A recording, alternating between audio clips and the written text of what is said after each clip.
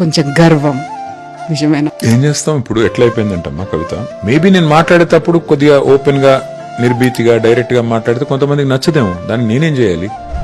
నేను ఉన్నట్టు చెప్తే కొంతమంది నచ్చదేమో. నేను చెప్పాను మొన్న ఒక ఇంటర్వ్యూలో కూడా, కడుపులో కత్తులు పెట్టుకుని పెదాల మీద చిరునవ్వులు పెట్టుకుని యాక్టింగ్ చేసే కేసు నేను కాదు, తెలంగాణ వాడిని కదా.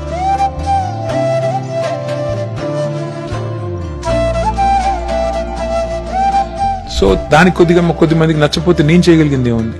ఒక్కటి మాత్రం చెప్తాను కవిత, ఎవరో ఏదో అనుకుంటారని, ఎవరో ఇలా ఫీల్ అవుతున్నారని మనం బాధపడాల్సిన అవసరం లేదు. As long as you're unpretentious, as long as you're clear in your mind that you have not hurt anybody deliberately, you should not worry. ఓడిపోయిన తర్వాత రియలైజ్ అయ్యారా ఎందుకు ఓడిపోయారు అనేది? ఆఫ్ కోర్స్, కర్ణుడి సావుకి 100 కారణాలు అంటారు కదా, అట్లా మా ఓటమి కూడా 100 కారణాలు ఉన్నాయి. ఏ కారణం చెప్పండి నీకు?